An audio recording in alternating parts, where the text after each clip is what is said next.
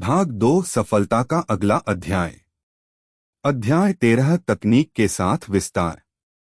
अब जब स्वादिष्ट टिफिन भारत में एक लोकप्रिय नाम बन चुका था और अंतर्राष्ट्रीय स्तर पर विस्तार कर रहा था, रवि को एहसास हुआ कि नई ऊंचाइयों तक पहुंचने के लिए तकनीक ही कुंजी है।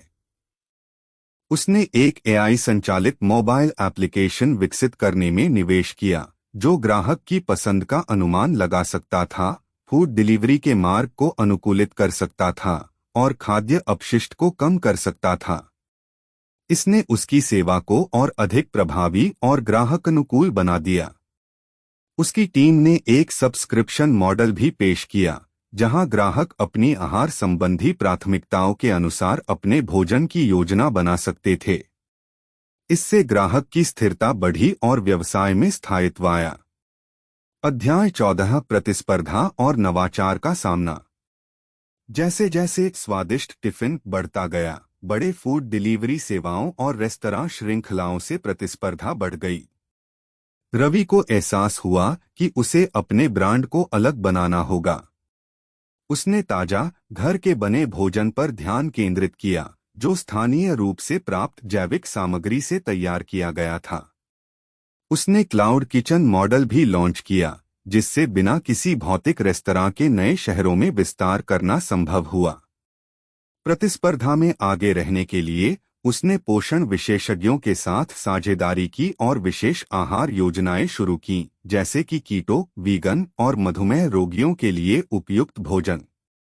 इस कदम ने एक विशिष्ट बाजार को आकर्षित किया और उसके ब्रांड को और भी अनूठा बना दिया।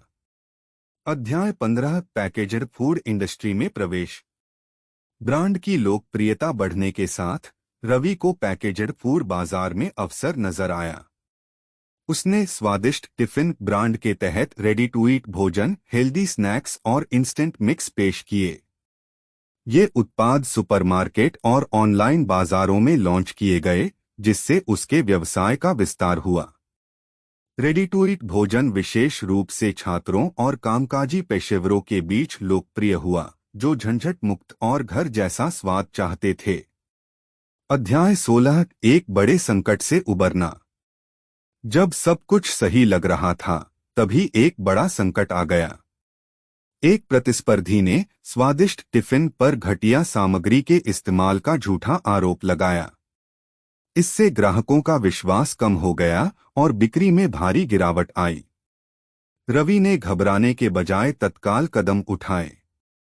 उसने एक पारदर्शी ऑडिट कराया, गुणवत्ता जांच में सुधार किया और एक सार्वजनिक जागरूकता अभियान शुरू किया, जिसमें उसके उच्च स्वच्छता मानकों को दिखाया गया। उसने अपने किचन को जनता के लिए खोल दिया, जिससे ग्राहक खुद देख सकें कि भोजन कैसे तैयार होता है। इस साहसिक कदम ने ब्रांड में विश्वास बहाल किया और जल्द ही स्वादिष्ट टिफिन पहले से भी अधिक मजबूत बनकर उभरा। अध्याय 17 भविष्य की ओर रोबोटिक्स और स्वचालन। रवि हमेशा भविष्य की सोचता था। स्वचालन की बढ़ती प्रवृत्ति को देखते हुए उसने अपने क्लाउड किचन में रोबोटिक सहायक लागू करना शुरू किया। ये एआई संचालित मशीनें भोजन की गुणवत्ता और स्थिरता बनाए रखते हुए रसोइयों को रचनात्मकता और नई रेसिपी बनाने में मदद करती थीं। उसने चुनिंदा शहरों में ड्रोन डिलीवरी भी शुरू की, जिससे स्वादिष्ट टिफिन फूड टेक इनोवेशन में अग्रणी बन गया। अध्याय 18 अगली पीढ़ी के लिए रवि की दृष्टि। अब एक सफल वैश्विक उद्यमी बन चुके रवि ने समाज को कुछ लौटाने का निर्णय लिया। उसने फूड इंडस्ट्री में नए उद्यमियों का समर्थन करने के लिए एक बिजनेस इनक्यूबेशन सेंटर स्थापित किया। मेंटरशिप प्रोग्राम, वित्तीय सहायता और प्रशिक्षण कार्यशालाओं के माध्यम से उसने सैकड़ों छोटे खाद्य व्यवसायों को उनके पहले कदम उठाने में मदद की। इसके अलावा उसने भूख मिटाने की पहल भी शुरू की, जिससे अनबिका हुआ भोजन आश्रयों और वंचित समुदायों को दान किया जाने लगा। अध्याय 19 भव्य पहचान। रवि की कड़ी मेहनत और समर्पण रंग लाए जब उसे भोजन उद्योग में नवाचार के माध्यम से क्रांति लाने पर एक टेड टॉक देने के लिए आमंत्रित किया गया। उसकी यात्रा अब प्रमुख बिजनेस स्कूलों में अध्ययन का विषय बन गई, जिससे दुनिया भर के छात्र प्रेरित होने लगे। पुरस्कार और मान्यताएं मिलती रहीं, लेकिन रवि हमेशा विनम्र बना रहा और उसने अपने उस छोटे से किचन को कभी नहीं भुलाया, जहां से उसकी यात्रा शुरू हुई थी। अध्याय 20 अधूरा सपना।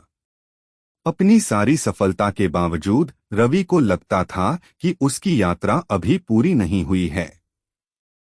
उसने और अधिक देशों में स्वादिष्ट टिफिन लॉन्च करने और व्यक्तिगत आहार सिफारिशों के लिए एआई संचालित पोषण समाधान विकसित करने का संकल्प लिया। जब वह अपनी ऊंची कॉरपोरेट इमारत से नीचे की व्यस्त दुनिया को देख रहा था, तो उसे एहसास हुआ कि सपने कभी खत्म नहीं होते, वे केवल बड़े अवसरों में बदलते रहते हैं। उसकी कहानी अब केवल एक व्यवसाय की नहीं थी, यह एक दृष्टि, दृढ़ संकल्प और इस विश्वास की कहानी थी कि कोई भी सपना इतना छोटा नहीं होता कि वह दुनिया को बदल न सके।